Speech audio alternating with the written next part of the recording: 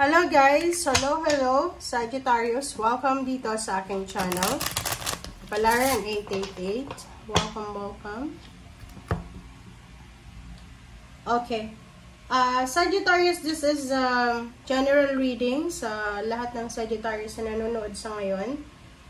Tingnan natin kung anong message ang para sa'yo. So, please connect your intuition sa mga baraha na naandito. Okay? So, tingnan natin, Sagittarius.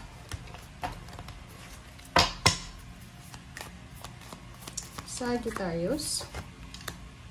Fish. This is water sign energy. 34-7. Okay. Sinasabi ng baraha sa'yo dito na isang water sign, Pisces, Scorpion, Cancer, Sagittarius, ang posibleng kailangan mo sa ngayon. Especially sa usaping pera siya. Sinasabi ng barahan na parang pwedeng nag-chat ka na sa kanya, nag-email ka, tumawag. It's either water sign, Pisces, Scorpion, Cancer ito, na tinawagan mo, hiningan mo ng tulong. But parang sinasabi ng baraha sa'yo na hindi siya interesado. Parang ganun. Or ignore, rejected ka. I-comment ka sa comment section if resonated ito sa inyo. Parang nakikita ko dyan na kailangan mo ng pera. Kailangan mo ng tulong financial. Medyo medyo disappointed ka kasi maybe ang tagal mo nang naghihintay ng reply, ng response, pero wala kang nakukuha from the water sign. But sinasabi ng baraha na just go with the flow. Kung walang tulong na darating, lalo na sa pera, just go with the flow. Sundin mo lang kung anong nangyayari sa araw-araw. Gawin mo lang kung ano yung dapat mo magawa.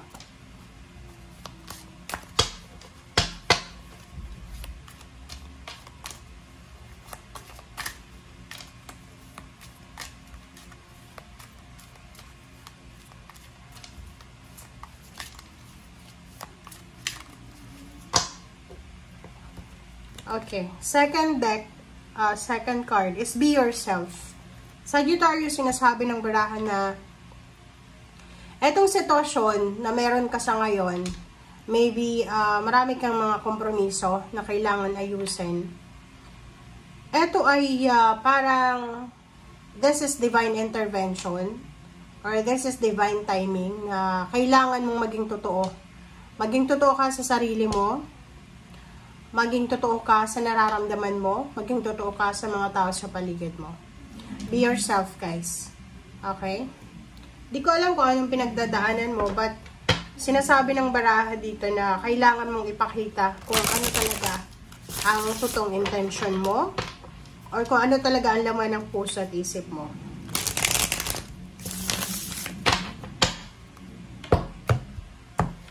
Okay.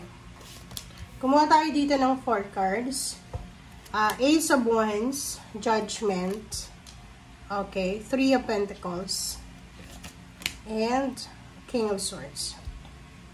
So, kung makikita mo dito, Sagittarius, may Ace of Wands Merong offer, merong mga exciting na offer or rason kung bakit ka kailangan mag-celebrate, kailangan ka maging masaya, kahit na may mga pinagdadaanan kayong problema.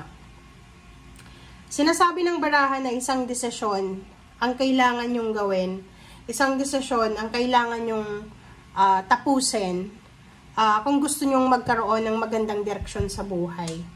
So, parang mayroong ino-offer sa'yo ang universe na, like for example, trabaho, negosyo, may ino-offer sa'yo na pwede mong pagkakitaan or relationship or pwedeng connection, but siguro you're against the flow. Parang ayaw mo Dito sinasabi ng barahan na yung King of Swords, sinasabi dyan na kung ano yung direksyon na ibinibigay sa atin ngayon, kailangan yun yung tahakin natin. Huwag tayong against the flow. Kasi pag against the flow tayo, tulad ng fish, 'di ba? Sinasabi dito na yung mga fish, lumalangoy sila, go with the flow lang sila.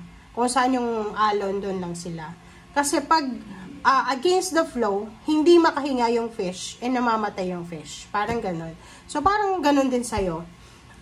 You need to follow your intuition, but if your intuition against sa kung anong nangyayari sa ngayon na pagbabago, kasi minsan, di ba, kailangan magbago, may kailangan magbago sa atin, sa paligid natin, may kailangan tayong baguhin, pero against tayo dyan. So, dito sa baraha mo, sinasabi na gawin mo na as soon as possible. Kasi makakatulong yun sa'yo. Meron ditong direction na parang sinasabi na yung direction na yan, siya yung magiging foundation ng success mo. Oh, sabi na. Ang lahat ng baraha ngayon, resonated sa unang baraha. Okay, so yung 4 cards sa ilalim, sinasabi ng baraha sa'yo na kailangan mong ipaglaban kung ano yung pangarap mo sa buhay. May kailangan ipaglaban or may kailangan kang proteksyonan. It's either kailangan mong proteksyonan yung sarili mo, yung pamilya mo, yung career mo, yung relationship mo, or kung ano pa man. Dalawa yung 3 of Pentacles dito. Sinasabi ng barahan na isa sa mga pwede mong magawa na solusyon is kailangan mong mag-research, magtanong-tanong. Huwag kang gumawa ng desisyon na dahil lang sa medyo pressured ka, or maybe malungkot ka, or disappointed ka, wala kang pera, pagod ka, parang ganon. Kasi, the Empress, sinasabi ng barahan na, lahat ng pinagdadaanan mo sa ngayon, pinagdaanan mo na yan dati Diba? Ganon naman tayo ang buhay natin is ganon, paikot-ikot lang. Walang straight line talaga. Okay? Yung mga problema natin, bumabalik, natatapos, babalik ulit. So, sinasabi ng barahan na everyday is a blessing, the Empress. Lahat ng nangyayari sa buhay mo, may rason, may dahilan. So, wag mong masyadong ilimit yung sarili mo sa mga old belief mo, sa old belief system na yan. Okay, sa kung ano yung paniniwala mo, paniniwala ng pamilya mo. Kasi itong Empress na to, sinasabi na may pag-asa, there's hope. Okay? Diba kahit nga yung mga taong like for example, nasa hospital na bedridden na, may pag-asa pa rin sila. So, sa'yo, sinasabi ng baraha, you are healthy, you are active, diba? Physically, mentally. So, hindi ka dapat nag-aalala.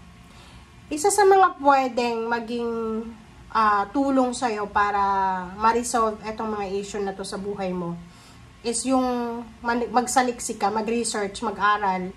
Or like for example, ikaw, hindi ka makahanap ng trabaho na stable talaga. Kailangan mo siguro ng additional skills learning. So, yung TESDA, di ba? Nakakatulong siya. Makakuha ka ng certificate. And then, yun, pagbutihin mo yung pag-aaral mo. And then, isa yun sa pwedeng makatulong para makahanap ka ng trabaho. And nakikita ko sa'yo dito na mayroon kang iniisip. Gusto mong magpakasal. Gusto mong makipag-collaborate. Yung parang business partnership and collaboration.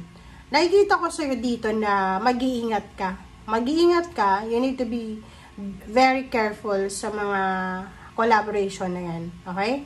Make sure na yung tao na yan na pagkakatiwalaan mo na makikipag-collab ka, is talagang mapagkakatiwalaan sila. Hindi sila yung manloloko or hindi sila yung manggagamit or manggagancho or kung ano pa man. Okay? Kasi kung makikita mo sa baraha mo, medyo desperate ka. Medyo parang so sobra-sobrang kailangan mo ng pera or kailangan mo ng tulong. Lahat ng pwedeng ibigay sa'yo ng universe na tulong, tatanggapin mo. But the problem is, you need to be careful din. Mag-ingat ka kasi hindi lahat ng yan, minsan patibong yan diba? Minsan mga trials lang yan. So, kailangan mong maging strong. Mag-pray ka. Kasi yun yung pinaka-importante guys is mag-pray tayo sa lahat ng mga actions and mga solusyon na gagawin natin. Okay? Thank you guys. Bye!